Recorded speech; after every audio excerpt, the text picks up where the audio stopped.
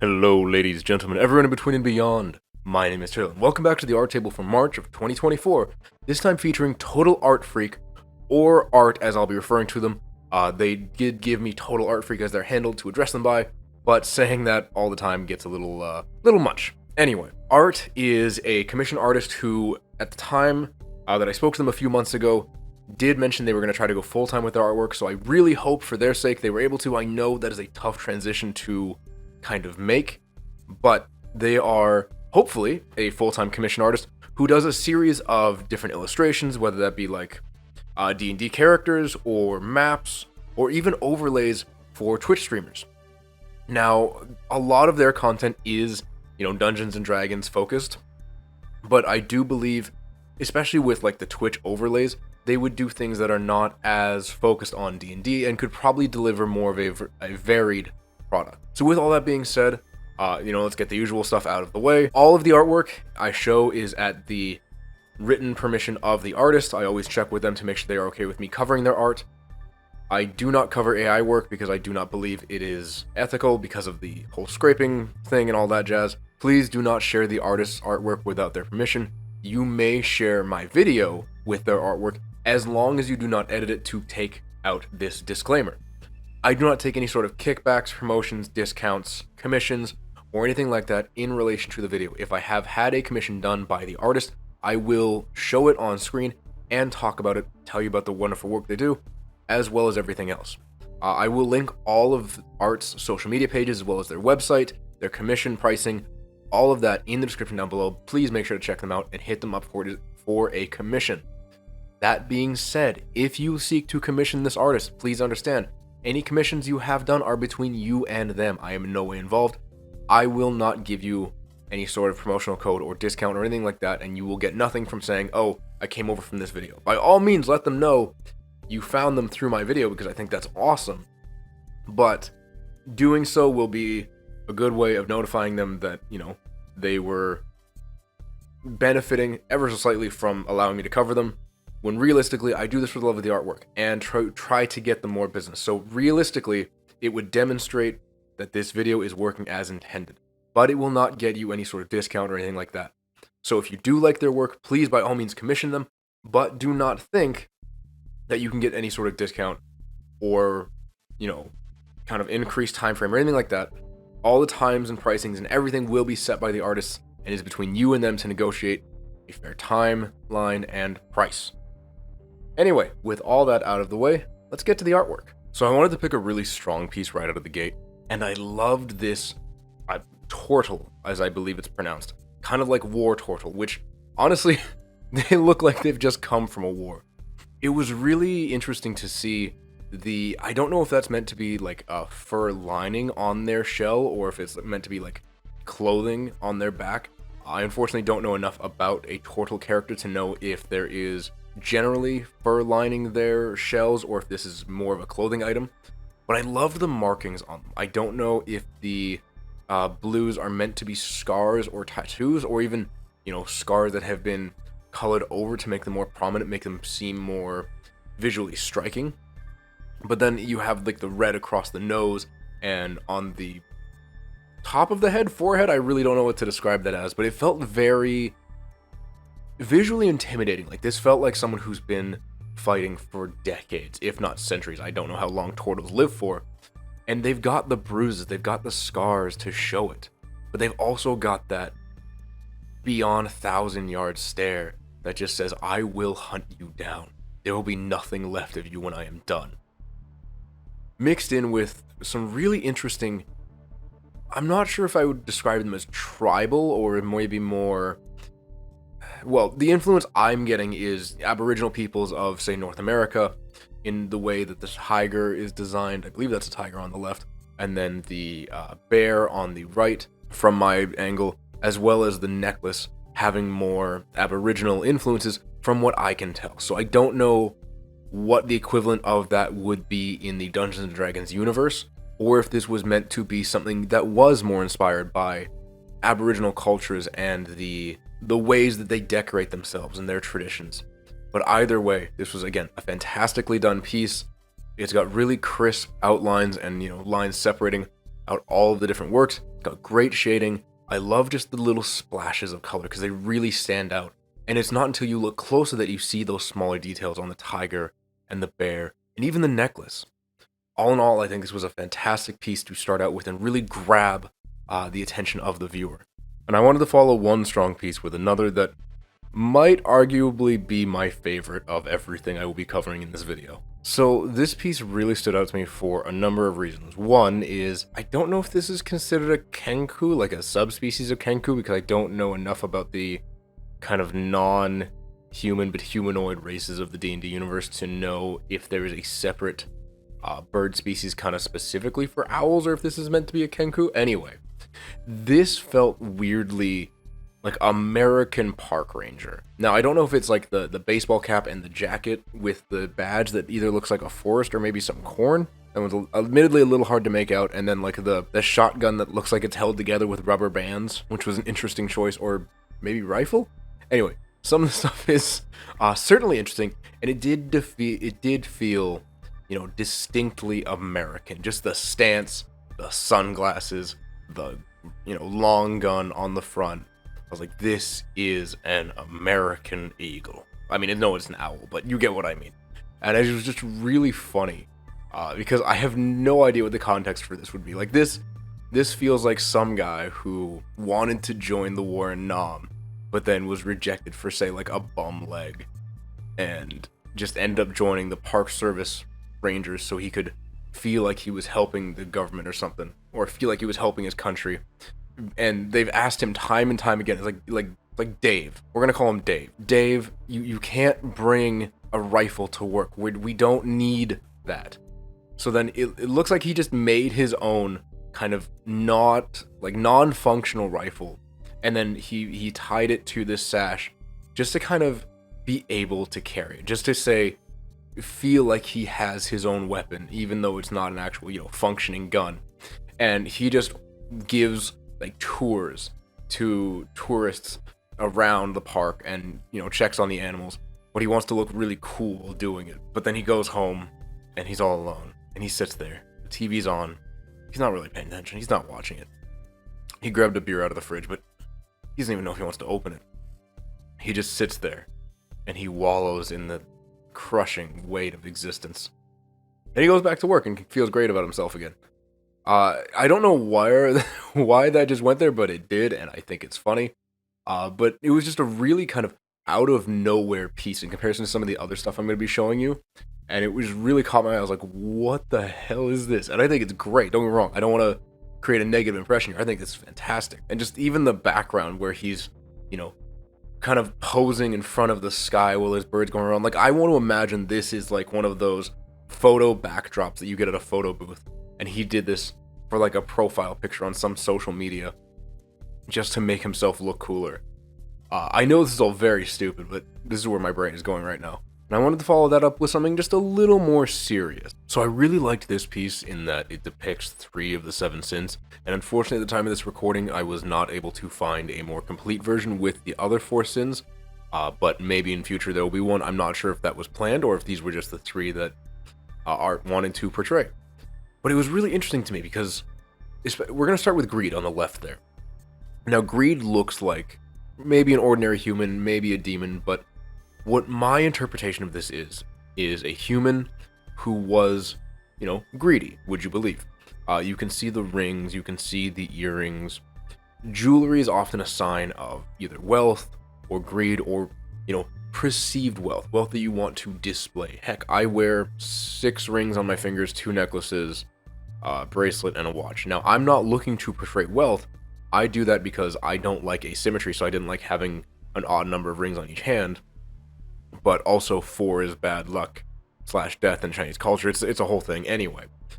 So I understand the whole jewelry aspect, but what really stuck out to me is the fact that they're wearing a headband. And then it looks like the horns have, you know, grown out, have poked through that headband. Unless they just decided for some reason, I'm just gonna, you know, puncture this headband with my horns anyway. But no, to me it looked like they sold their soul to whether it be a demon or a god or something in return for material gain. They are the fool card that they're holding. And that snake behind them could be representation of greed itself, of the snake-like people you'll find that often work large companies and corporations in pursuit of that greed. But I feel like this is more a manifestation of the patron that they, paid their soul to. This very much feels like a warlock that may have been possessed by their patron or possessed by a demon in exchange for material gain. And also looking at the horns, how in the hell do you get those piercings in there? Like, do they feel that? There are a number of questions that I don't know if I want the answers to that come around with the fact that those horns have pierced gold rings through them, in terms of how much they feel it, how difficult it is to break through the horns, what kind of structural damage that does to them. These are questions that will never be answered. These are questions that don't matter, but they're questions I want to kind of know about now, because that just looks like it hurts so bad. Also, the glowing eyes, kind of a dead giveaway that something has happened to this individual. Then moving into the middle, we have Wrath. Now, Wrath is another turtle that looks very much, demonized or kind of made to feel like an angry, hateful being. And even the sigils on its back might mean something in particular. Now, clearly it's wearing, I guess you could say, a muzzle, for lack of a better word, because I don't know if this apparatus, it doesn't look to me like it opens up, like this was meant to be like a metal jaw replacement. And there were two places that my mind went with this. The first one is the serious one, that, they were so hateful, they were so spiteful, that they would be ripping and tearing the flesh and limbs off even allies because of just the blind rage that they were in, that they embodied what a berserker might be seen as, but didn't distinguish between friend and foe. And then there's the not so serious interpretation that my brain went to, where they were playing some online game and said some very questionable things, as in like hatefully, racially charged things, and their friends were like, nope, we're not dealing with this, and just genuinely welded a muzzle onto their face so they couldn't say anything else in like Call of Duty. So yeah, those are the two places my brain went with that. But I think the first interpretation is a more accurate depiction of what art was actually trying to achieve here. And the final one, Pride.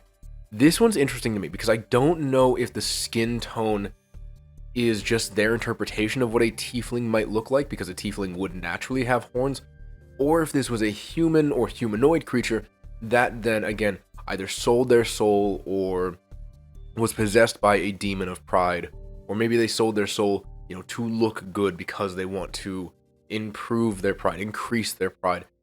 The horns to me are very demonic, are very tiefling-esque, or maybe even drow, but they don't look dark enough to be drow. But they're, conventionally handsome, I guess.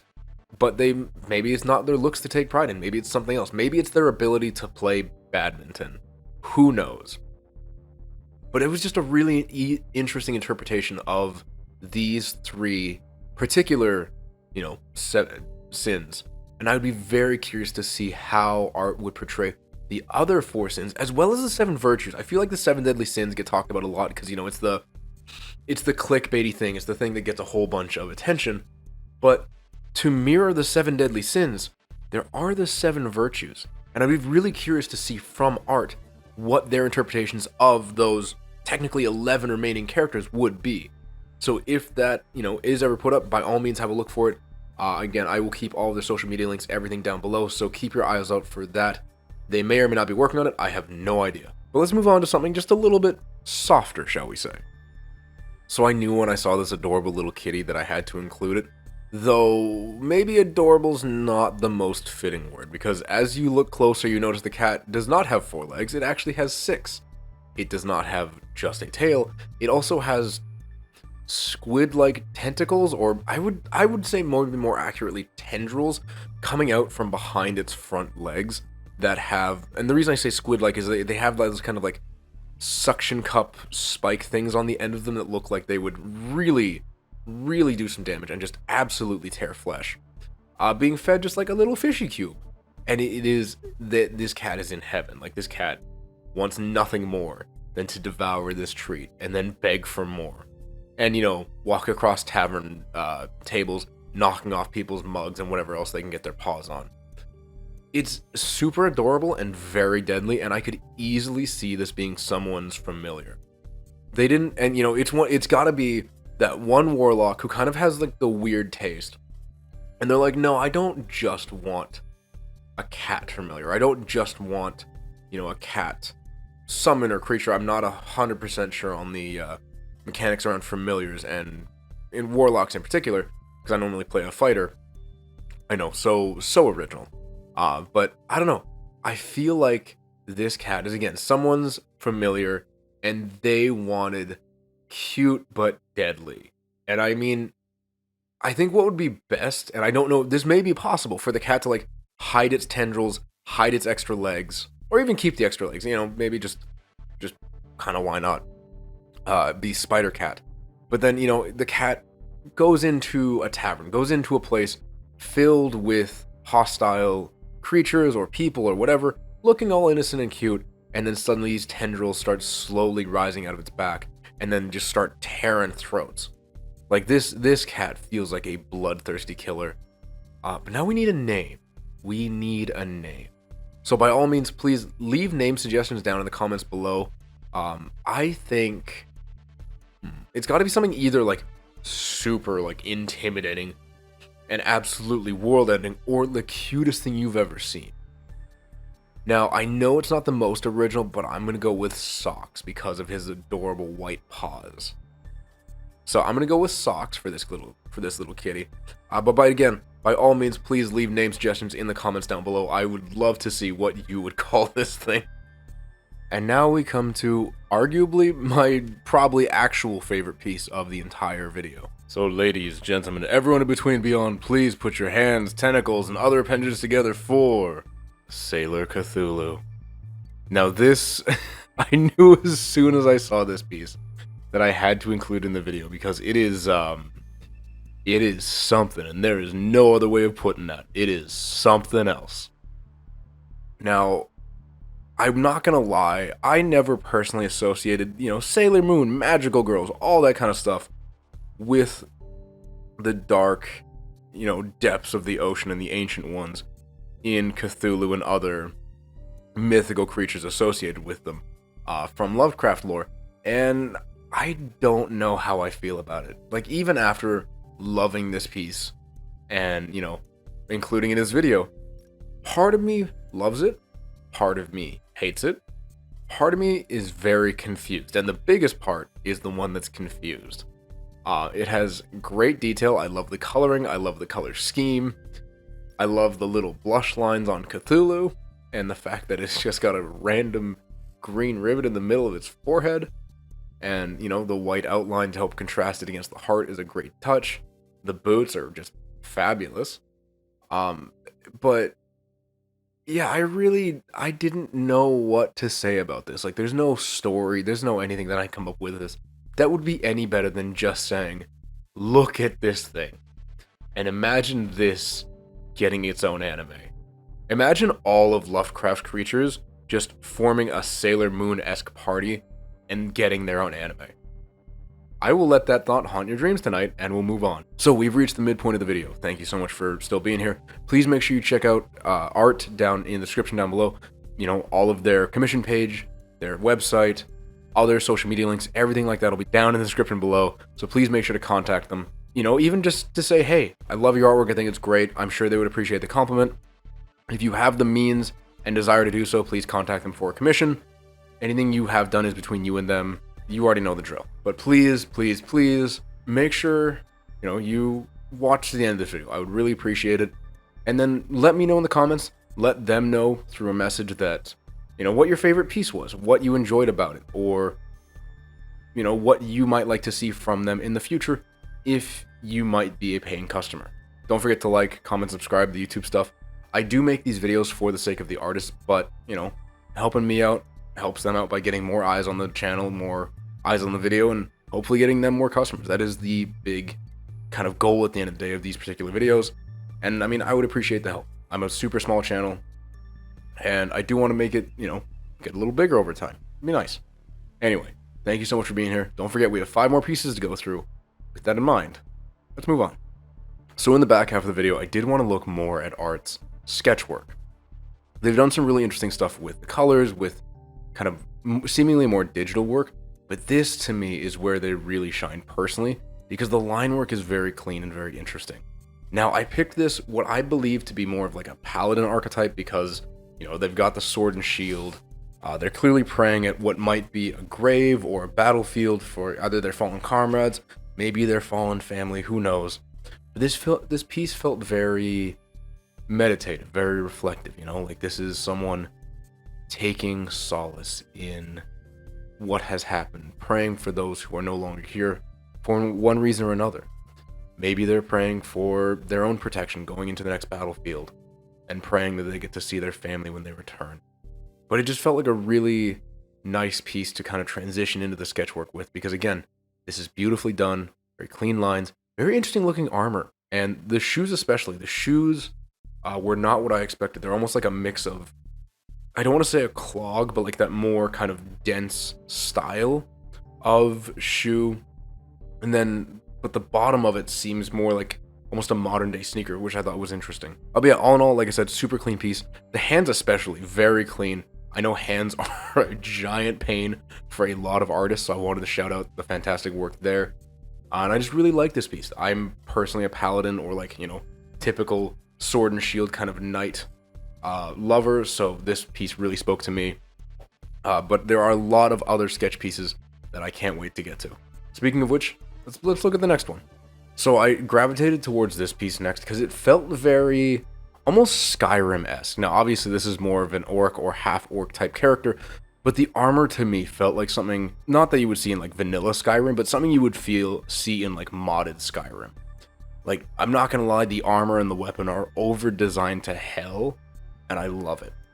Like, I know that, there are cleaner designs. There are designs that maybe are more practical, but this looks awesome. The horns on the pauldrons, the really cool looking necklace, and then the chest piece, going down to, interestingly, like a waistcloth kind of style, or I don't know if that would be considered a loincloth, because not, anyway. But it was just interesting that it's not like a full kind of stop plate near the legs, followed by some fabulous shin guards, and then, again, some interesting looking, well, they almost look like socks, I'm not gonna lie. But it's kind of funny how they contrast everything else with, all of its detail, and then kind of just, plain. That's alright. But yeah, I did also want to discuss the weapon, because again, over-designed as can be, and I think it looks fantastic because of it. I have no idea what any of this is meant to actually do, but it almost looks like they designed an arrow on each side of the axe head, so that whoever was swinging it knows what direction the blade is, so they don't swing it in the wrong way. Now, how you'd manage that, I have no idea. But this just feels like the lowest intelligence of orcs was given this weapon. It's like, listen, you follow the arrow, you swing where the arrow points. Do you understand? And they just kind of nod their head and then, run off wildly into an enemy camp to slaughter all of them. But no, I just really like the piece because, again, over-designed, but super cool looking, very clean. And I do like the introduction or use of kind of half-plate covering chainmail, which I feel like we don't get enough of in terms of like visuals. We either see full plate or we see chainmail, but it's nice to see them mixed together because you can get some really interesting visual designs when you do that. Again, I understand it's not the most practical, but this is D&D. This is illustrations. These are just meant to be fun. And it looks like they have something sticking out of the back, and I don't know if that's meant to be something that's... Oh, sorry, that's a really curved sword. So I'm seeing the handle up by their, would be left forearm. And then you can see the curvature of the blade behind their right leg.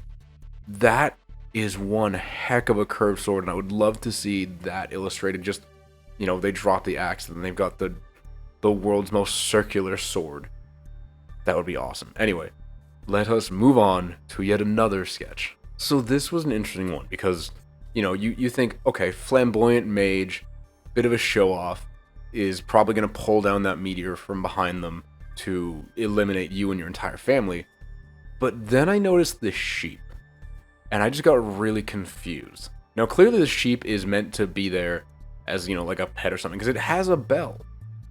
And my brain immediately went to something like Elden Ring, where you have, the boss that's controlling another boss, or that's like using another boss. I think it's like the snail that uses the shade as kind of like you fight the shade so you don't attack the snail. To me, the sheep is the one really in control here. The sheep is either creating or telepathically controlling this guy, making it look like this guy is committing, all these massive, let's say ninth level spells, when in reality it's the sheep that doesn't want to admit how powerful it is and doesn't have the ability to speak common and communicate with other species. So they act like this guy's pet, meanwhile controlling the puppet to communicate for them and get them whatever they need. And I just love the idea that this sheep has some like massive goal of either world domination or vengeance or something, to the point where it's either brainwashed or necromancied some guy just to be like the forerunner, the front runner for it, so it can cast all of this insane magic but still seem relatively plausible. Because what's more intimidating? I want to say conventionally handsome looking guy who's a little too flamboyant for me personally, casting these 9th level spells, or a sheep casting a 9th level spell. Now, to me personally, the sheep is much more intimidating, but I can understand from its perspective, it might not think of itself as, the most traditional spellcaster, so it kind of needed someone or something to step in for it to kind of help it get by in its day-to-day life, because it can't, purchase a room at an inn, for example. But its human puppet can. Anyway, let's move on to something a little less terrifying the more I think about it. So I'm not gonna lie, this one didn't exactly make me feel good, but it felt like an important one. Like, this feels to me like a druid who was taken captive, captured in the middle of the night or something by bandits and abused. Like, clearly you can see the scars on their body, you can see the scratches, the bruises, everything.